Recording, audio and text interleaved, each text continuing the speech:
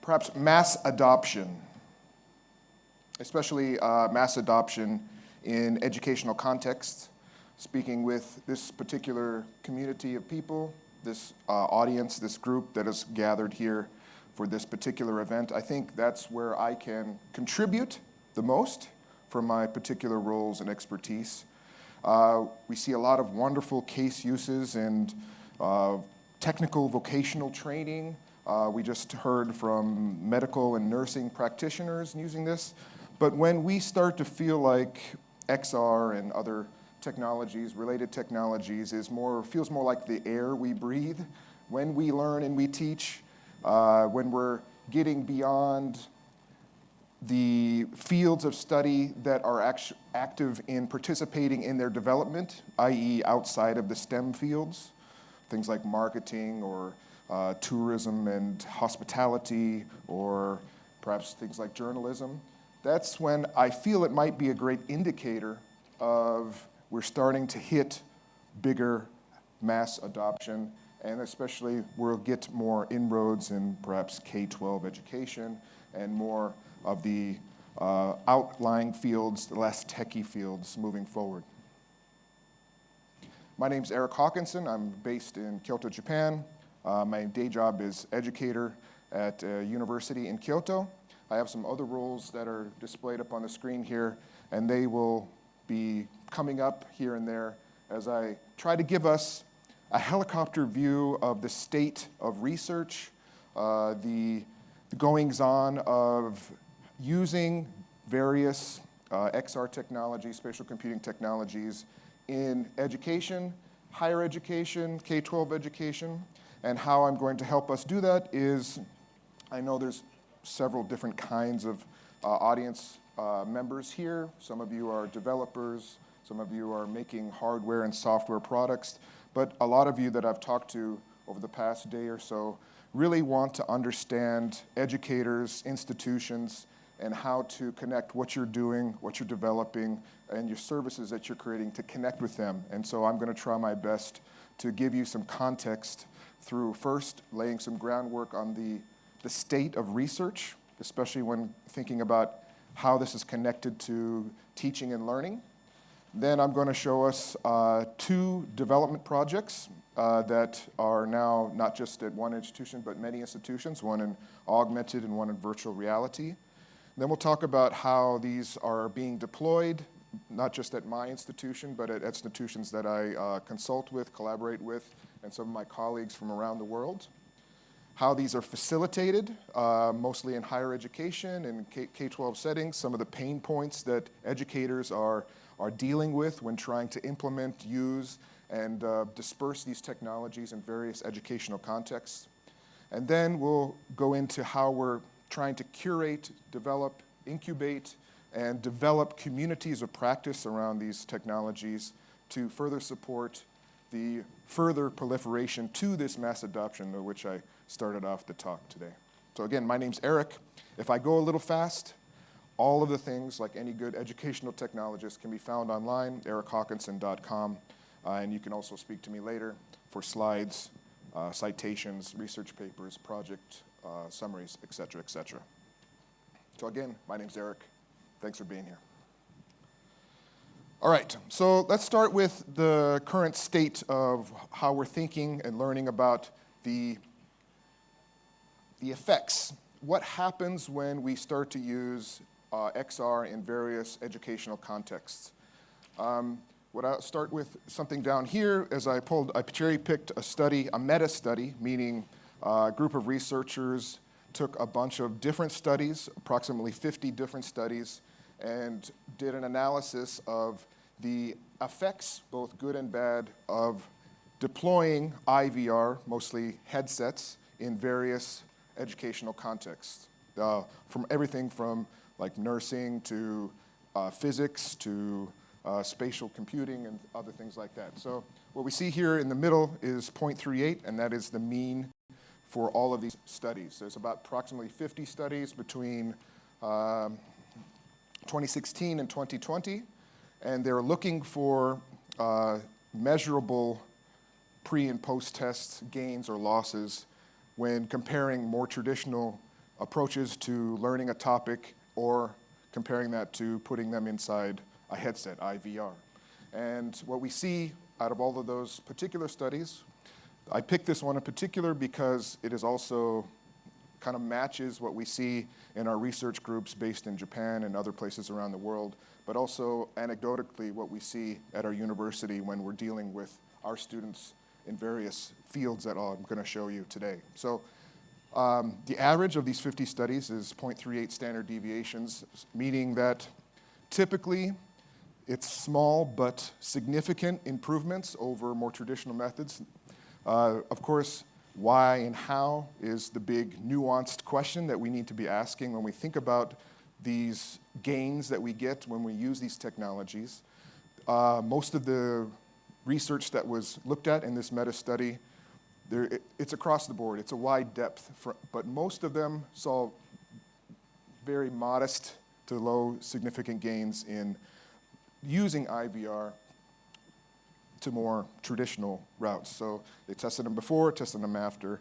They have different ways of assessing. Sometimes they're paper tests to see if things were learned, what concepts were learned, actions will be able to perform better. And what we learned, what we want to take away from this particular way is it's, especially in educational contexts, it's not necessarily the technology, it's more of the implementation strategy, it's more of the intervention of which that goes through the educational processes. It's the onboarding, it's the scaffolding, it's the reflections, it's all of that educational stuff that happens before and after. And that's what we would expect at least some gains in these kinds of studies because there's extra effort, there's extra thought being put into the type of learning that this technology should be put through. So we can see both through our research in Japan and through this particular study that it's not just sufficient to think about it's better or worse to use XR in particular or different educational contexts. It's how it's being used, how it's being deployed, and your assessment methods before and after trying to figure that out. So if you're a commercial entity and you want to use some of this as far as to extol the benefits of this technology to a possible client, you can easily find some studies that show huge gains in almost multiple fields somewhere in the research. But also be aware that if you're dealing with, for example, a higher education institution, they can also, excuse me, find a piece of research that will refute that or maybe show an opposite effect in a similar situation. So what you need to do is look at the benefits. What exactly are you trying to pinpoint? What benefits are you trying to exacerbate or look at that these technologies might bring forth? And so working with our research group in Japan and looking at the research from this particular study and others, there is a whole breadth of possible ways that you can kind of come down on, pinpoint in to either help develop your products or services further for educational purposes or to kind of pinpoint something that's happening that you're doing to entice or to appeal to educators. Of course, in the research, the biggest coined term for this is immersive learning. That's what most researchers in this field are calling this particular mode or part of inquiry. So thinking about using XR, or AR, VR in educational context, immersive learning is kind of like the key term, the coined term that is being used here. And so it's no kind of surprise that one of the big things that XR can offer is immersion. And in the research, it's still debated. It's still love to be nuanced and talked about. What exactly is immersion? How do we measure it? What exactly is happening in our brains when we think we're immersed? Two main concepts are present in this particular benefit, and that is the idea of presence and motivation. And presence can be felt in a bunch of different ways. So you can have spatial presence, being when you're in an IVR, you're actually feeling like you're physically at a location or with certain people. There's narrative presence, which we have when we watch movies. And so we feel like we're a part of the story. We're immersed in this world. We're immersed in this situation. We're feeling empathy with these characters. And research has shown that that is probably one of the more stronger points, and the spatial presence and other forms of presence, telepresence, co-presence, as other types of presence, is amplified by our ability to tell stories. So if you can tell a good story, you can amplify that with these other types of presence that the technology can give us. And we can even see through some of the research that, for example, cyber sickness is decreased if we're able to have a narrative presence in these environments before we go into IVR.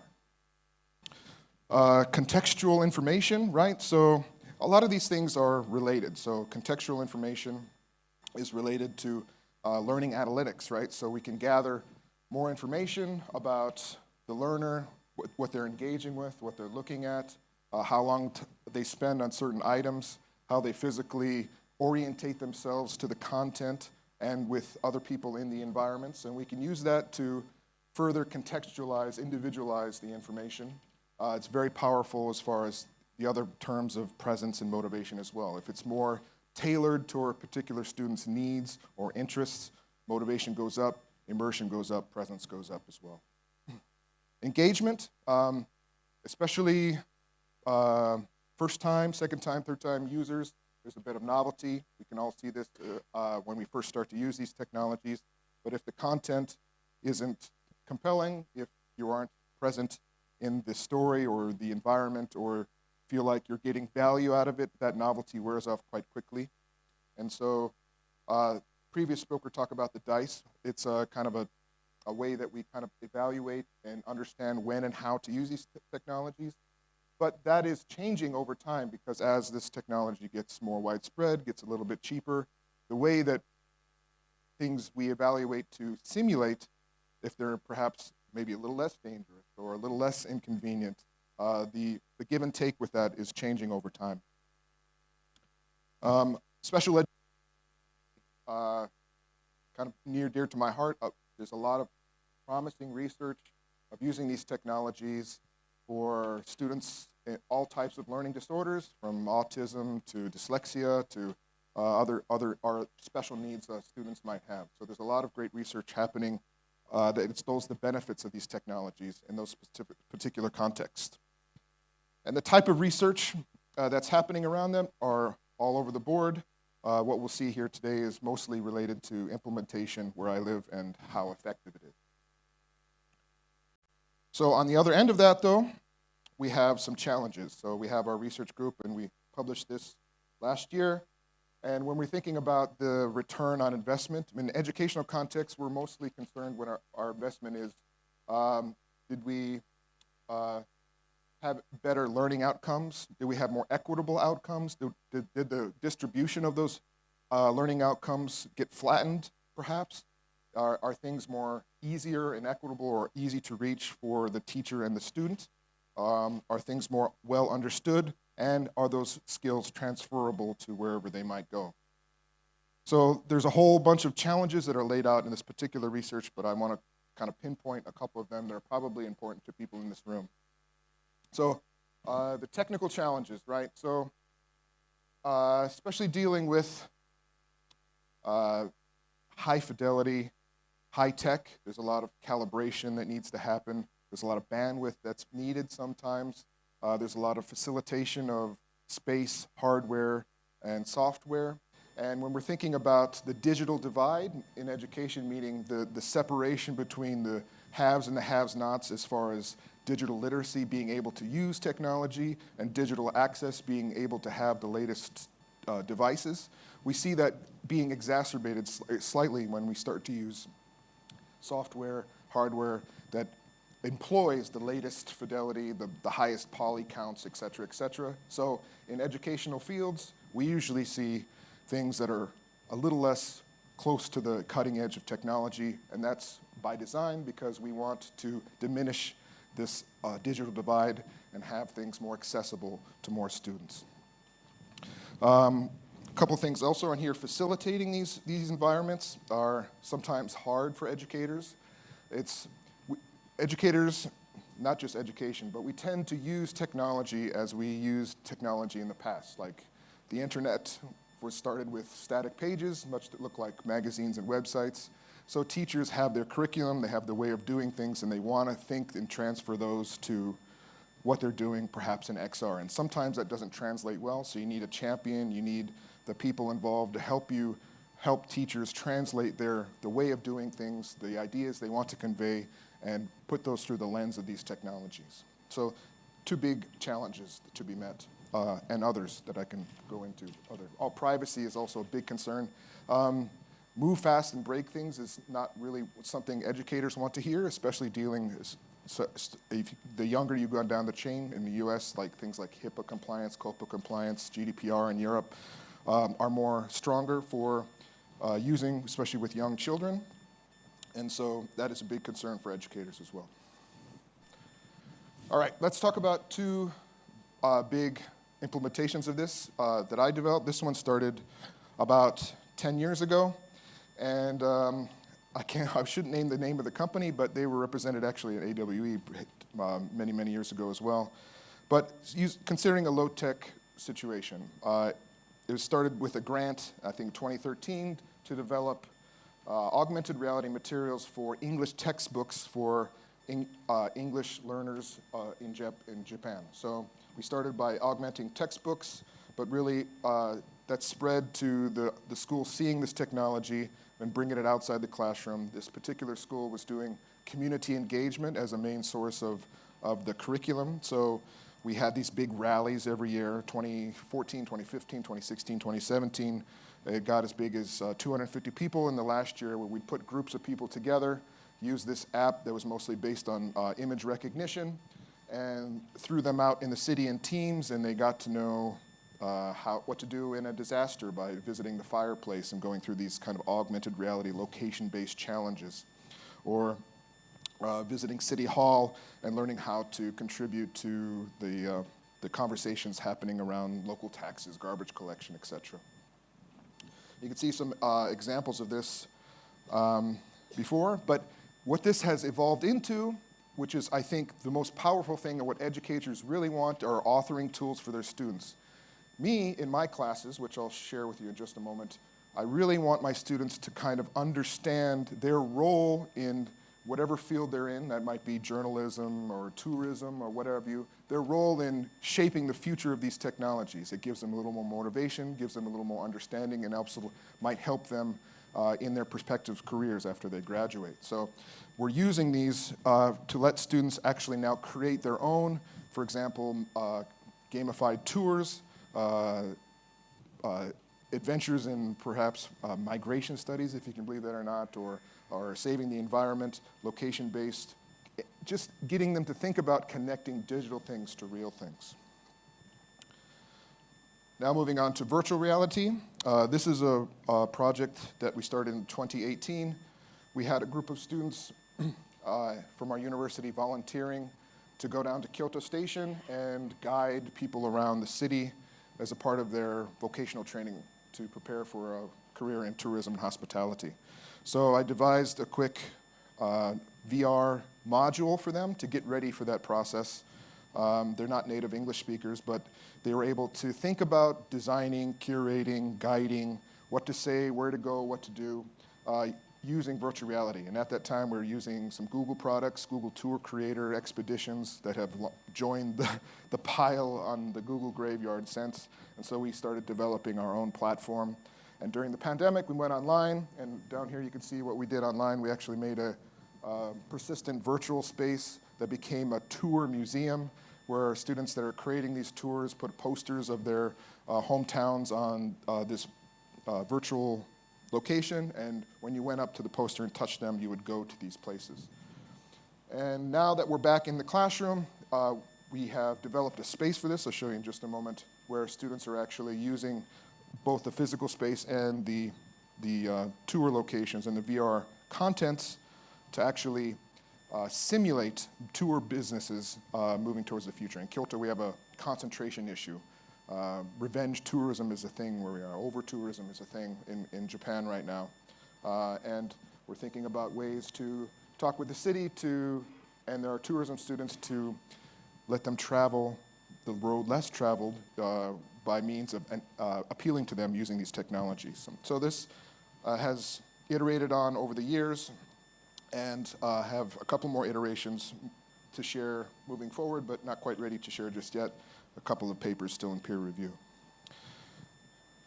Right, so we take all these things. So both of those that I just showed you started small, and we started building them into the school curriculum. That was just the way that we started introducing these technologies. I was championing that and bringing it forward. That's just one way of doing that. And through our doing this, the school recognizes some benefits. So when it came time to reinvent the curriculum, update the curriculum, all of these coursework that you see above here are either taught by me or supported by the XR initiatives through our lab. Gamified experience design is a class I teach that uses the augmented reality, and students are learning, marketing students are learning how to use this, tourism students, et cetera, location-based, thinking about AR in their future careers. Immersive technology workshop is the My Hometown project. Mostly tourism students are using this to simulate tour business simulations. But it's starting to expand out, so other faculty members see this. Modern United Nations, we made a digital twin of the Security Council chamber, and now they're using this in an event all over Japan to simulate and have diplomacy, leadership, negotiation trainings inside of digital twins and virtual reality. So in a physical space, it kind of looks like this now. So we went online, a lot of the stuff got automated with things like LMS, like Moodle, or online things. Students were learning how to create these things through automated processes asynchronously. So when we started coming back, we were allowed to update a lab, and it looks a little bit like this. The centerpiece being something called the U Theater, put together very cheaply and designed by me.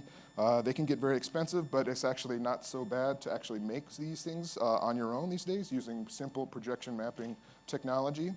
It's a 5-meter dome, so now you can see students now taking off the headset when we're together in a classroom and giving these curated tours of their hometowns or their business situation simulations, actually with small groups of students. And now we're bringing students in to experience virtual reality in this particular space. And there's also headsets here, and we're learning how to integrate them in with different classes and coursework with our faculty members.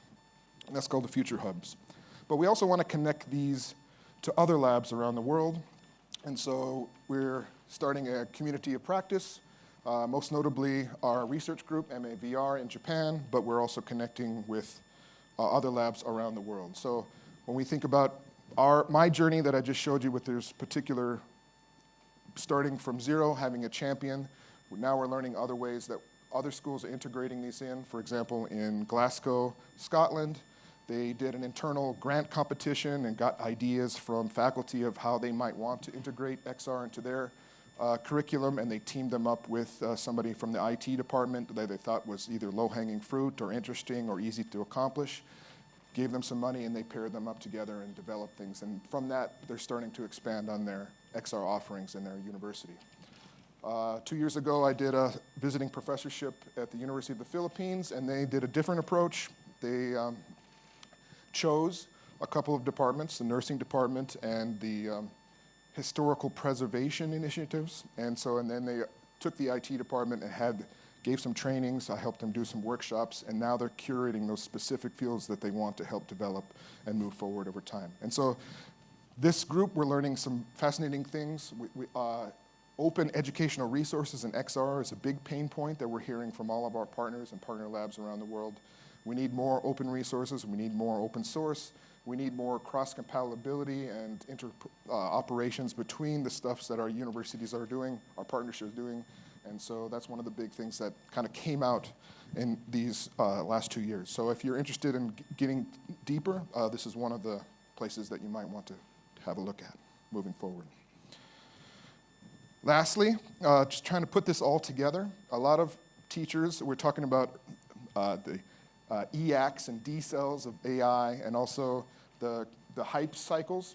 Different educators, different institutions, or different places on the hype cycle. So when we look at these graphs over here, the exponential growth of AI, or the pain points that we're feeling now of trying to implement these technologies. Different places are different places, especially higher education. It seems like it's a little more flat, right? They're a little less susceptible to big fluctuations in these curves. I have a couple of papers that I wrote trying to talk about the fears of educators that they have around implementing these technologies and how we might kind of alleviate those fears or work around these fears. And one of them is over-automating the learning process. And AI, coupled with XR technologies, is poised to do this like never before. Teachers feel like they're in this loop where they're compelled to use these technologies, and the data that they integrate or use or give up in their use of this technology is then used to make the next automated systems in this loop. And they're not fearful basically for their own jobs, but they're fearful about what we're going to lose in the process of inquiry by over-automating these processes with these technologies. So if you're out there talking to educators, trying to extol the benefits of them, one of the great fears that I've seen across the board from all educators and institutional managers is this over-automation fear. I'm out of time. Thank you so much for listening today. Thank you for coming. And if you have any further information, my website, erichawkinson.com. And we say in Japan, goseicho arigato. Thanks for listening, everybody.